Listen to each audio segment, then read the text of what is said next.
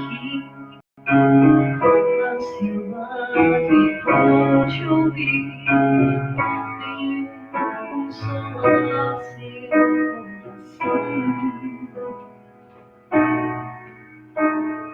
Fale-me do teu sofrer, caminho está querendo.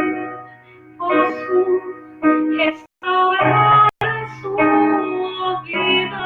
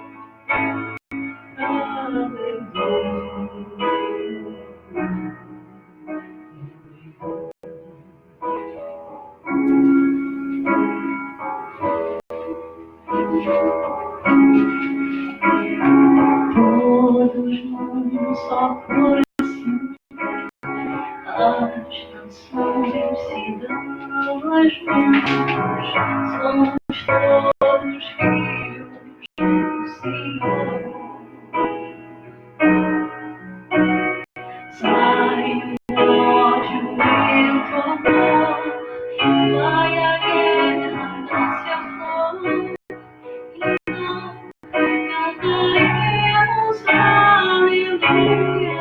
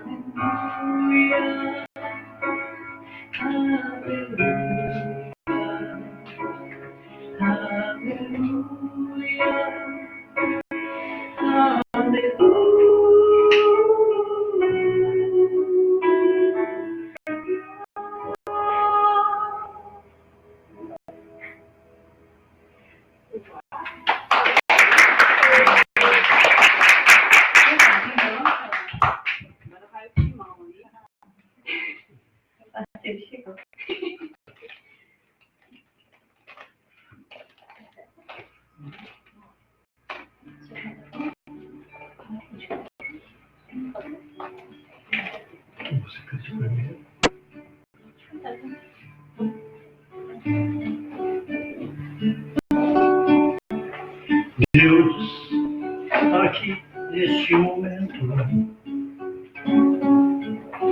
sua presença é em meu viver. Entregue sua vida e seus problemas. Fale com Deus, Ele vai ajudar você. Deus te trouxe aqui para enviar os seus sofrimentos. Ele é o autor da fé, o princípio ao fim de todos os seus tormentos. se vier noites traiçoeiras, se a cruz pesada for, Cristo estará contigo. O mundo pode até fazer você chorar, mas Deus te quer sorrindo. E ainda se vier noites traiçoeiras, se a cruz pesada for, Cristo estará contigo. O mundo pode até fazer você chorar, mas Deus te quer sorrindo.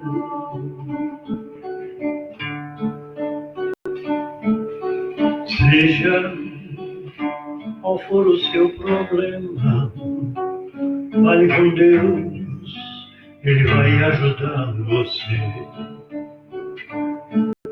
Após a dor vem a alegria.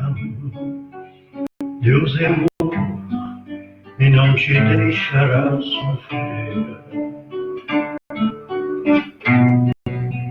Deus te trouxe aqui para aliviar O seu sofrimento.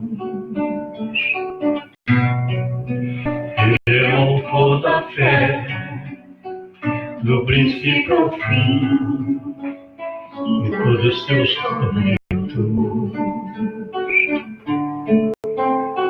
E ainda se vier noites traiçoeiras, se a cruz pesada for, Cristo estará contigo. E o mundo pode até fazer você chorar, mas Deus te quer sorrindo. Se vier noites traiçoeiras, se a cruz pesada for, Cristo estará contigo. E o mundo pode até fazer você chorar, mas Deus te quer sorrindo.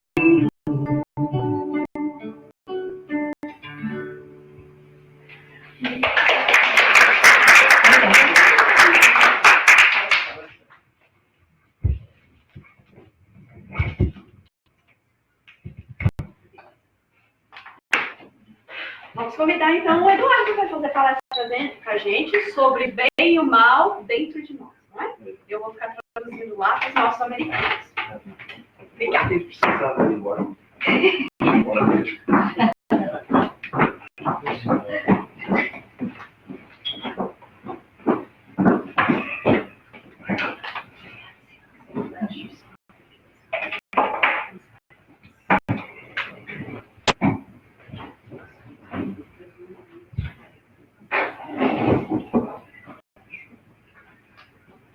Meus amigos, que Deus nos abençoe hoje e sempre. Hannah Arendt, filósofa judia alemã. Em 1963, escreveu um livro que marcaria a época. Eichmann em Jerusalém. A banalidade do mal. Esse trabalho de Arendt era o resultado da cobertura que ela fez ao julgamento do carrasco nazista Adolf Eichmann,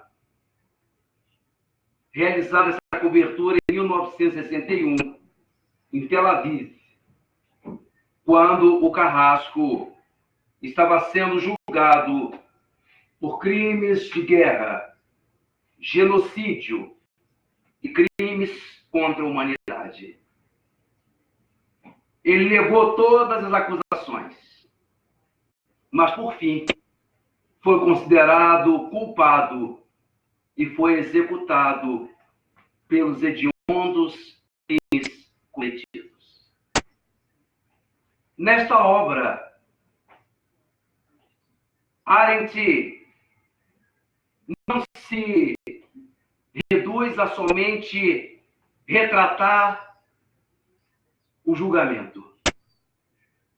Ela também faz uma avaliação da personalidade desse carrasco nazista, Adolf Eichmann. Ela se espantou porque esperava encontrar um sujeito irascível, senho carregado, rosto pesado, daquelas pessoas más. E para grande espanto seu, Adolf Eichmann era um homem desconcertantemente comum, igual a qualquer um de nós. Impressionou a filósofa, porque, de maneira geral, nós atribuímos os males cometidos na humanidade aos grandes gênios do mal, aos déspotas, aos homens cruéis, imaginando que coisas ruins só podem ser cometidas por pessoas desse perfil. No estudo da filósofa judia, ela, de alguma forma, revela a banalidade do mal, como o mal é cometido e realizado por pessoas tão comuns. Espantou-se com aquela postura do carrasco. Os psiquiatras haviam diagnosticado ele como um homem normal. Eichmann não tinha nenhuma tendência antisionista, nenhum caráter tortuoso, doentio. Era um homem tão comum que às vezes até mesmo se tornava uma pessoa agradável quando começava a falar da sua mãe, dos seus filhos, da sua esposa, dos seus amigos. Falava como qualquer um de nós. E ainda assim, foi responsável pela morte de vários e vários judeus. O trabalho da doutora Hannah Arendt abriu uma área chamada psicologia social, segundo a qual muitas das nossas ações, muitas das nossas atitudes são conduzidas pelo espírito de massa, pelo espírito de manada, pela multidão, pelas circunstâncias, pelas pessoas que nos cercam. Quando nós definimos que somente pessoas cruéis são capazes de fazer o mal, nós o apartamos de nós. Nós colocamos essas pessoas longe de nós, o que é um grande risco. Porque é exatamente a percepção de que qualquer um de nós pode cometer coisas horríveis é que nos dá condição de nos defender, de não agir da maneira como todos fazem. De maneira geral, nós temos inclinações egocêntricas que nos fazem pensar que todos nós somos especiais. Jamais eu faria isso. Que horror! Que coisa horrível! Às vezes somos levados a pensar ilusoriamente de que todos nós estaríamos acima da média se submetidos a um teste de integridade. Olhamos para as estrelas com grossas lentes de uma pretensa invulnerabilidade moral, quando a realidade deveria nos fazer-nos mais humildes. Olhamos olhar para o declive que está sobre os nossos pés, diante da perpetuidade e da banalidade do mal. Se ele é pensado por grandes gênios da maldade, se o mal é criado e desenvolvido por mentes doentias, ele se propaga por pessoas comuns, pessoas muito parecidas com os mais. À luz da doutrina espírita, muita gente se choca com a possibilidade de a pessoa vir a fazer alguma coisa em função das circunstâncias do meio. Nós temos o parâmetro de que o espírito, ele nasce dentro de uma certa programação. E, independente das circunstâncias, ele vai ser ele mesmo, a despeito de qualquer situação. Mas isso não é a realidade. Se o mundo espiritual soubesse de antemão como eu vou agir, como eu vou funcionar, como eu vou agir na vida antes de vir, eu não precisava reencarnar. Se eles pudessem afiançar antecipadamente que eu serei desse ou daquele jeito, eu não precisava vir aqui. Eles poderiam já apostar neste ou naquele comportamento. Mas a prova, meus amigos, é que a reencarnação é o teste. É aqui que nós vamos fazer valer o que realmente nós temos, o que realmente é nosso, quais são os valores reais da nossa personalidade. Eu lembro a vocês de Dona Laura, a mãe de Lísias, o enfermeiro que recebeu o André Luiz no plano espiritual, que quando ela se mostra um pouco nervosa, tensa, alterada, o André pergunta a ela a razão daquela anomalia, daquela postura estranha. E ele então diz que estava sabendo que o seu plano reencarnatório estava próximo, iria reencarnar. E André estranha, porque era uma mulher sábia, uma mulher lúcida, espiritualmente elevada. E qual o risco de vir a reencarnar?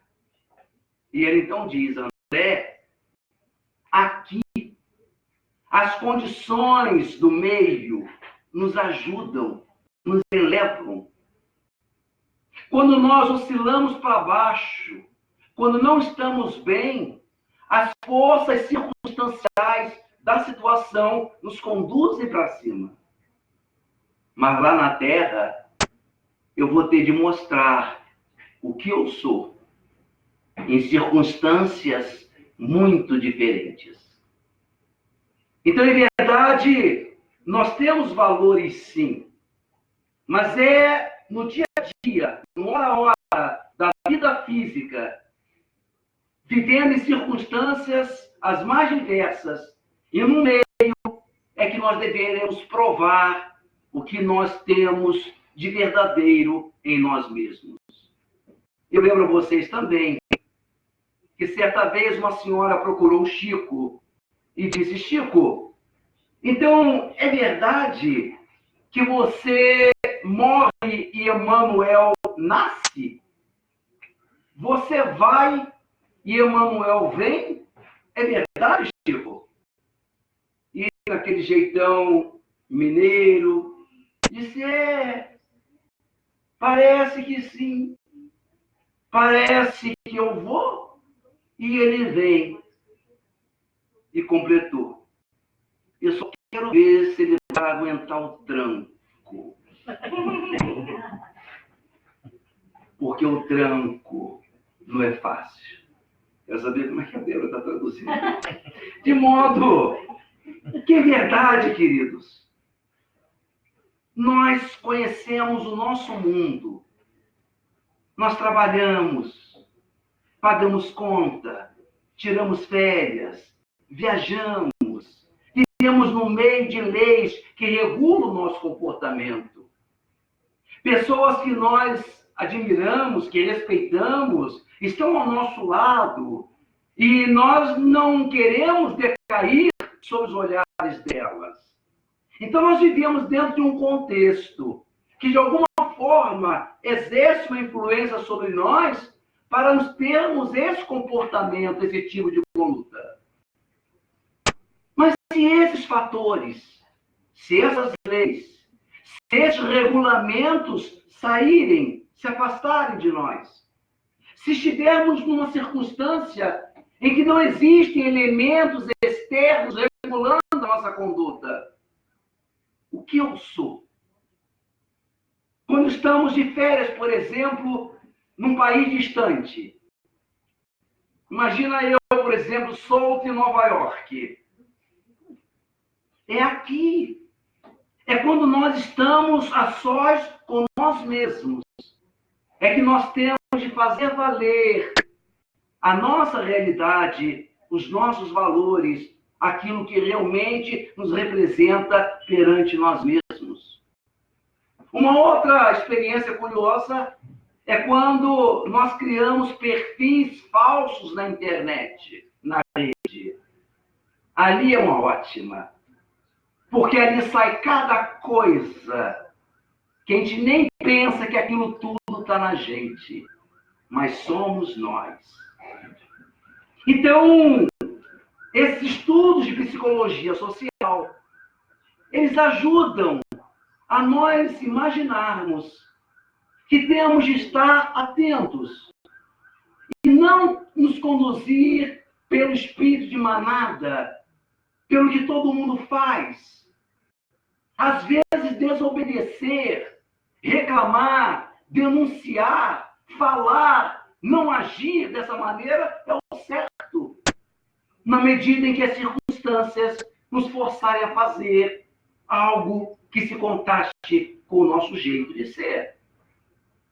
Em 1971, o grande psicólogo americano Philip Zimbardo desenvolveu um trabalho extraordinário na Universidade de Stanford, na Califórnia, no departamento de psicologia. Era uma turma de formandos, de graduandos em psicologia, e ele organizou um laboratório prático, um porão da universidade.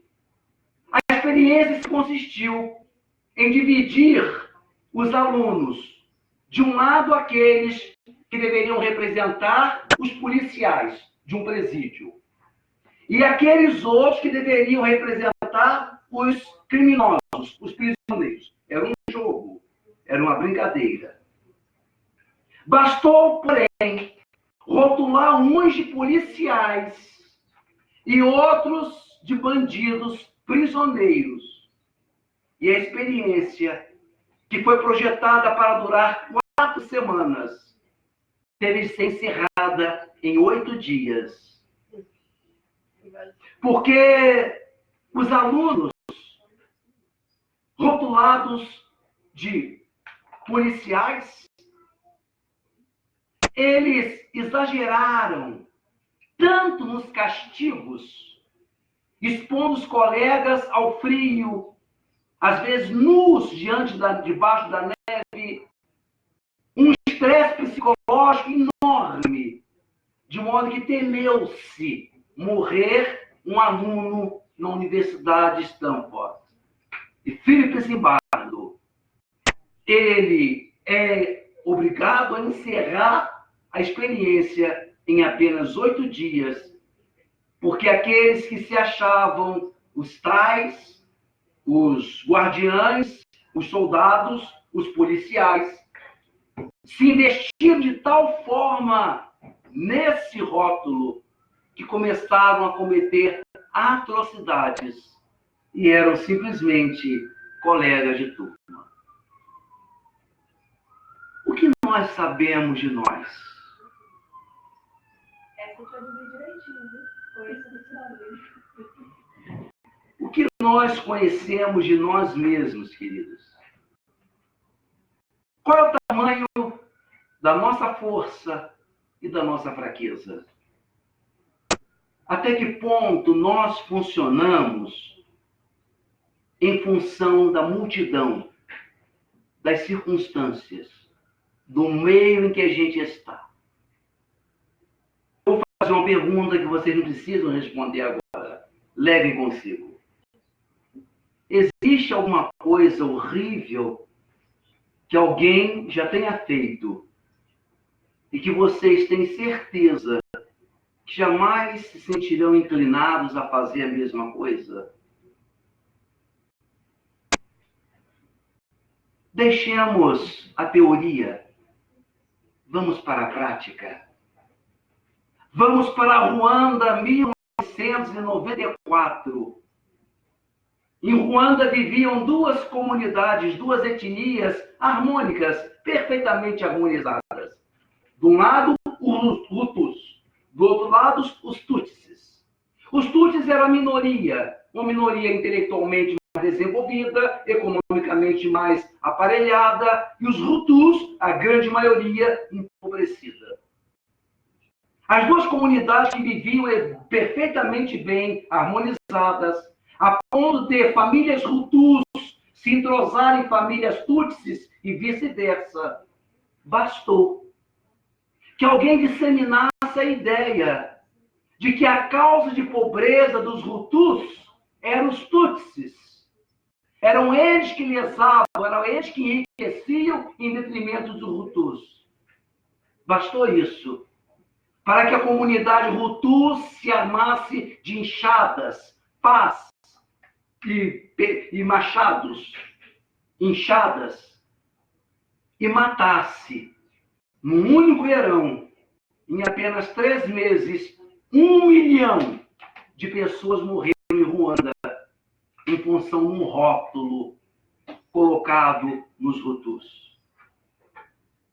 10 anos depois, uma psicóloga francesa realizou um trabalho junto aos prisioneiros Hutus e ouviu histórias estarrecedoras de um sujeito que ele não conseguia explicar agora para ele mesmo como é que ele conseguiu matar o vizinho com quem tomava chá às tardes de domingo, em cujo terreno a vaca ia pastar. De que espírito, de força ele foi tomado para matar o vizinho daquele jeito? Uma senhora narrou a psicóloga francesa que estava lembrando quando espancou os filhos da vizinha até a morte. E quando as crianças olhavam para ela assustadas, porque era com ela que a mãe deles deixava quando tinha de ir à rua. E ela então disse que, armada de foice e um marido de facão, matou dezenas e centenas de Hutus. Vejam que bastou essa onda, essa ideia de que um grupo não presta para que estabelecesse o ódio, o horror, a maldade entre aquela gente. Dirão vocês, Eduardo, é povo africano, é país subdesenvolvido, uma gente deseducada. Mas vamos então a Paris, 1940, 1941, quando a polícia nazista entra em Paris e a comunidade parisiense, que era composta de judeus, franceses e franceses mesmos. Embora fossem franceses que nascessem em solo francês, então eram franceses, mas tinham uma ascendência judaica, tinham um nome judaico. E os familiares, os vizinhos que até então trocavam às vezes uma xícara de açúcar, um pouco de café, bastou que os franceses não judeus percebessem percebessem que a polícia procurava eram os judeus franceses, para que começassem a extorquir, a cobrar dinheiro para que ficassem calados e não entregassem seus vizinhos de porta. Então, era gente comum.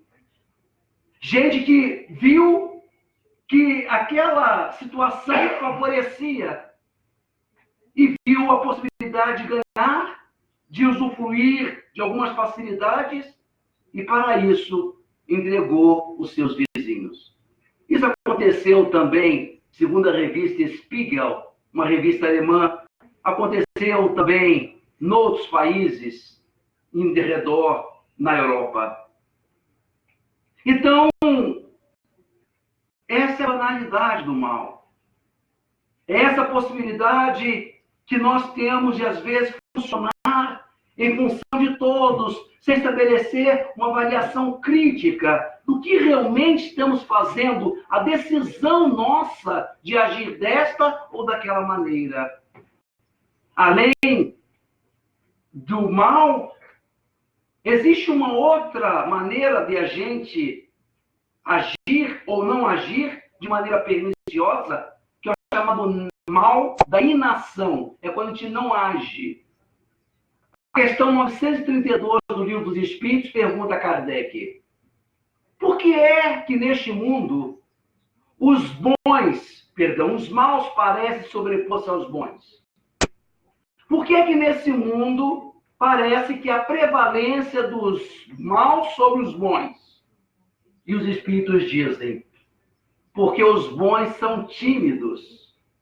O mal, ele é intrigante, ele é insinuante. Quando o bem quiser, ele vai se sobrepor. Então, às vezes, nós valorizamos muito a ação negativa, quando o silêncio, o não agir, às vezes é uma maneira também de errar.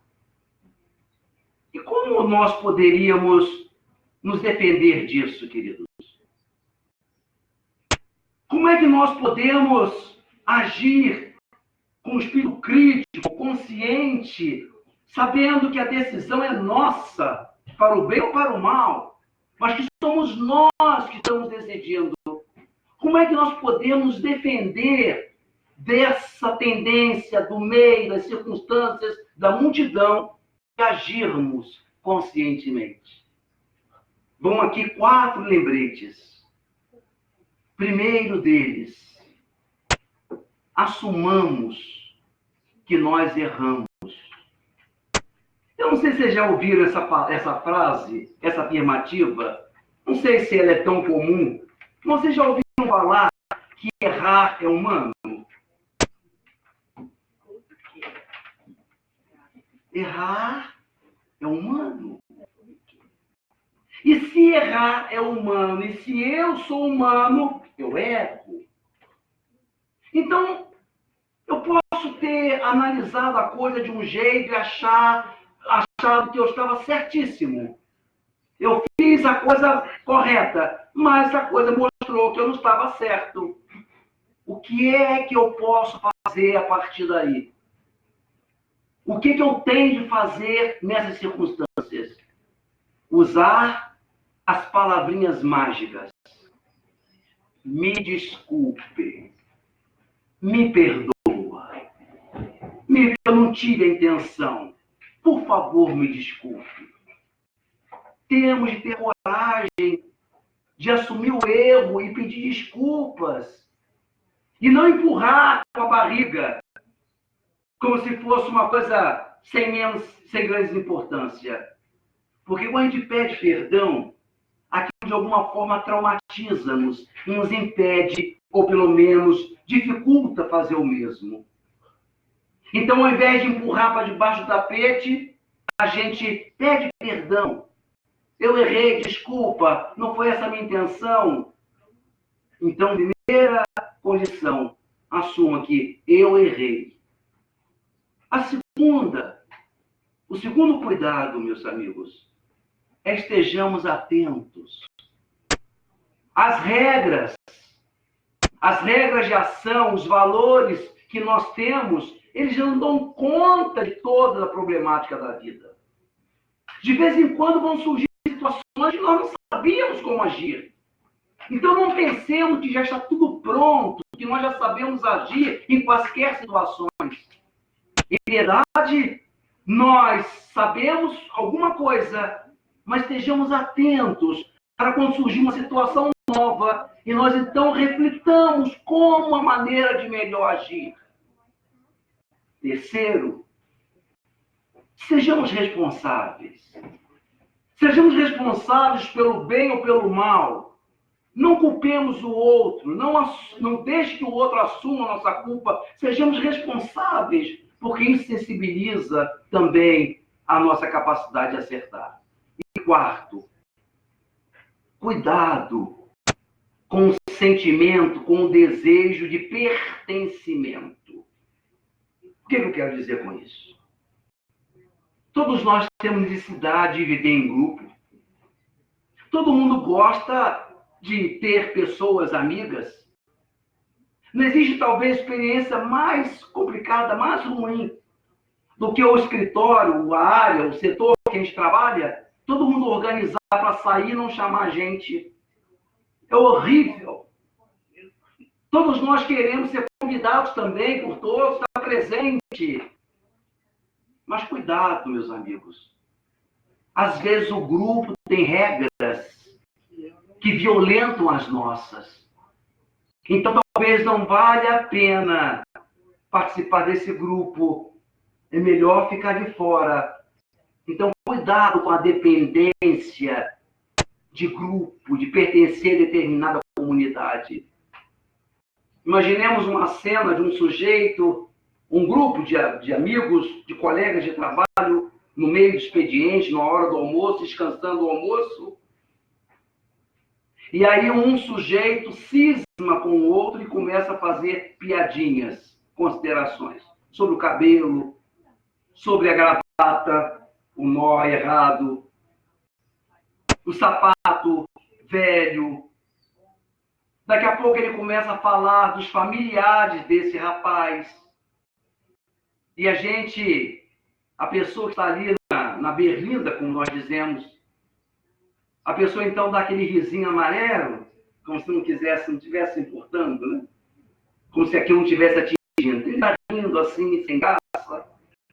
Mas a pilhéria, a zombaria, vai começando, vai continuando, vai intensificando. E o outro já está totalmente sem graça. A gente sabe que já passou do ponto. E nós deveríamos parar e dizer, fulano, peraí, calma aí. Não. Quantas vezes, por medo, a gente se acovarda quando não participa da zombaria também, para que a coisa não se vire contra nós. Essa é a tese da doutora Hannah Arendt sobre o poder do mal banal, do mal que pode ser idealizado por homens maus, déspotas, facínoras, homens ruins, mas que são executados e realizados por pessoas igualmente comuns como nós. Mas, na medida em que o mal é banal, nós também podemos dizer que o heroísmo é banal. Podemos contrapor a tese da doutora Hannah Arendt com o heroísmo banal, com o bem banal.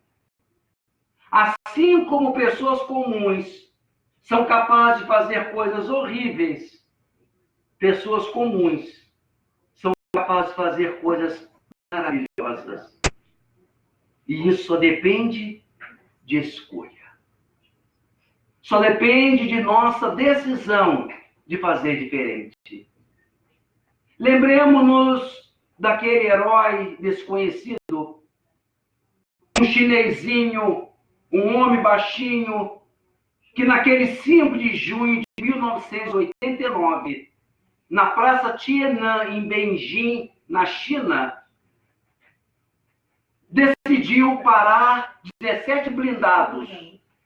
Eram 17 carros blindados que estavam indo em direção para trucidar um movimento contra a liberdade de expressão da China. E aquele chinesinho, isso está na internet, todos podem achar. Ele estava segurando uma sacolinha de supermercado. Pois ele para diante dos 17 blindados. E os 17 tanques que iam passar por cima de milhares de pessoas não teria coragem de passar por ele, por aquele baixote com a bolsinha de supermercado. Não satisfeito, ele escala o primeiro carro, abre a tampa e diz: o que é que vocês estão fazendo aqui? Deixa, minha gente, vá para casa e nos deixe em paz. E eu, quando falei desse chinesinho, eu vi os olhinhos de vocês brilharem. Porque o heroísmo, haveremos sempre de admirar as atitudes heróicas. Sabe por quê, meus queridos? Porque o heroísmo funciona como um lembrete daquilo que há de certo na natureza humana. Nós sempre gostaremos de ouvir histórias de heróis. As pessoas como corajosas, as pessoas magnânimas, boas, sábias, sempre despertarão em nós admiração, porque elas demonstram que são capazes de sobrepor as circunstâncias e agir de uma forma, de uma maneira como que ninguém agiu até então.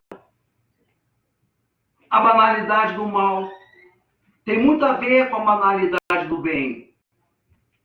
Em verdade, a igualdade é porque são realizados por pessoas comuns. Nesse mundo, o mal é muito festejado. Se eu quiser saber, por exemplo, qual é a população carcerária do estado de New Jersey, agora, eu sei. Se eu quiser saber o número de suicidas na cidade de Nova York em 2018, eu sei.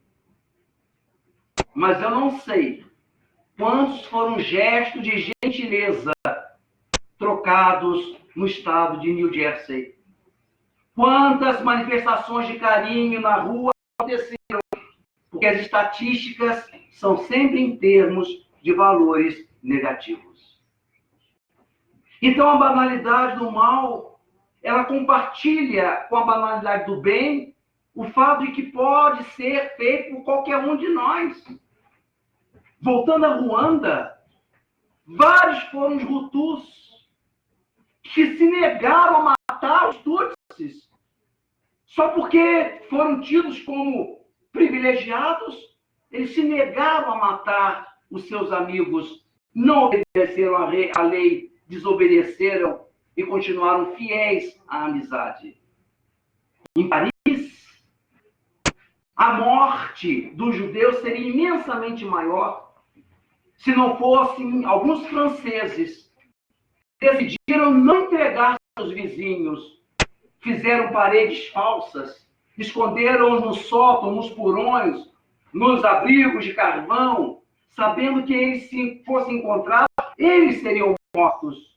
Mas ainda assim, mantiveram a honestidade com os seus sentimentos e não sucumbiram àquela onda de perseguição, de horror. Há histórias de católicos, protestantes e até muçulmanos que protegeram judeus durante a Segunda Guerra Mundial.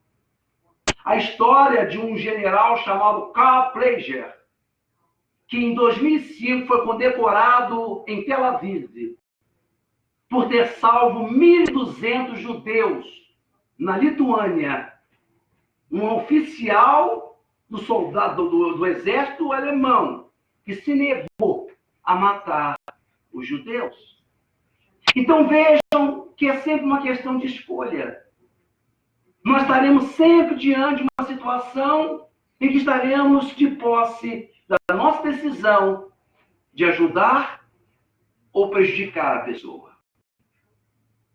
Quando hoje a gente sentado no nosso sofá, olhamos a classe política dos nossos políticos brasileiros, quando o noticiário traz aqueles horrores de corrupção, de lavagem de dinheiro, de empobrecimento da população, nós sentados no nosso sofá, apontamos o dedo em riste e chamamos canalha, falta de caráter.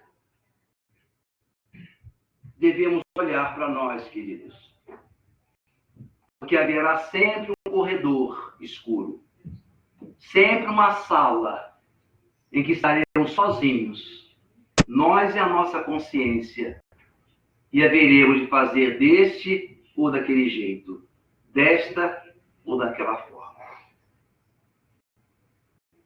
Eu me lembro de uma cena aguda ocorrida com Jesus, isso talvez na quinta-feira que antecedeu a sexta-feira da paixão. Jesus dá uma ideia de quais seriam os sofrimentos que haveria de passar daí a algumas horas. E Pedro ouve aquilo e diz: nunca, Senhor, nunca te deixarei. O Senhor não vai sofrer dessa maneira porque eu não te deixarei. E Jesus, então, olha para Pedro e diz: Pedro, Pedro, antes que o galo cante, meu filho, você vai me negar 3 vezes. Nunca. Eu estou pronto para ir contigo à morte, se preciso for. O Senhor não vai sofrer dessa maneira. Jesus é preso, é levado a um local para ser julgado pelos maiorais do templo. E Pedro tem acesso a esse local.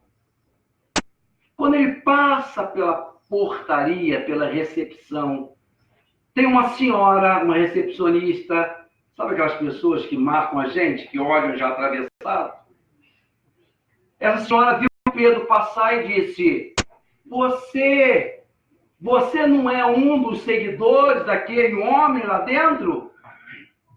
E ele diz: não sei o que a senhora está dizendo. Aí ele entra. E havia um grupo de soldados, de pessoas, era noite fria em Jerusalém, havia uma fogueira no centro, e os soldados estavam esquentando as mãos. Era março, abril, equivalendo ao nosso março e abril. E ali ele se entrosou no meio dos outros para, tipo assim, parecer mais um. E a mulher esquecer dele, mas foi pior. Porque ela foi atrás dele e disse: olha, gente, esse que está aí, ó, parece que é um daquele lá, seguidor daquele sujeito lá. Ele já disse que não sou. Quando ele fala isso, os soldados percebem o sotaque dele, Galileu. Ele se trai pelo sotaque. E os soldados então dizem: mas o seu sotaque é Galileu. Você deve ser um daqueles. E Pedro então, esbravejando, diz: já disse que não sou, não sou, não sou. O galo canta. O galo canta. E Jesus olha para Pedro. Jesus olha para Pedro e não diz nada. Jesus olha para Pedro, não diz nada. Eu acho que Jesus devia estar dizendo assim: eu te entendo, Pedro. Eu te entendo. Nem sempre a gente é grande do jeito que a gente gostaria. Eu te entendo, filho. Vejam, meus queridos, que assim como a banalidade do mal de Hannah Arendt pode ser compartilhada por todos nós, por ser banal, o bem também pode ser banal. Essa universalidade de heroísmo nos faz pensar que existe uma quantidade enorme de heróis esperando a hora certa de agir. Não são aqueles heróis festejados pela mídia. Não são os heróis cultuados e festejados. São aqueles heróis comuns do dia a dia. Dessa gente que dá o testemunho do trabalho, às vezes um trabalho mal pago, mal remunerado, desconhecido, que ninguém sabe, mas pessoas que dão diariamente testemunhos dignos de grandeza, de força, de equilíbrio. Esses são os verdadeiros heróis. Eu falo do professor, do policial honesto, da dona de casa. São pessoas que fazem o seu dia a dia um testemunho de verdade consigo mesmos e não tomam posição da maioria. São os heróis que estão esperando a hora de agir. Todos nós talvez sejamos esses heróis, meus amigos, esperando o momento para fazer a coisa certa.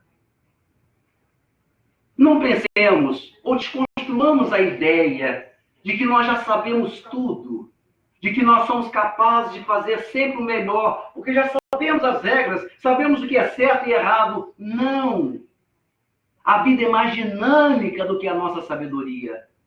E nós haveremos sempre de pensar em situações novas para aprender a fazer o melhor na hora em que o momento exigir.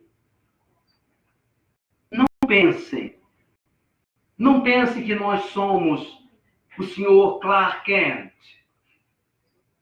aquele sujeito comum, óculos, vestido de camisa social, um sujeito comum no meio de toda a gente, e que no momento do perigo abre a camisa e sai o super-homem. Não somos. O super-homem vai revelar-se no momento, na decisão, na escolha. No momento em que nós podemos bater ou defender, que nós podemos proteger ou atacar. E será sempre uma escolha de qualquer um de nós. E olhando aqui assim, eu acho, Débora,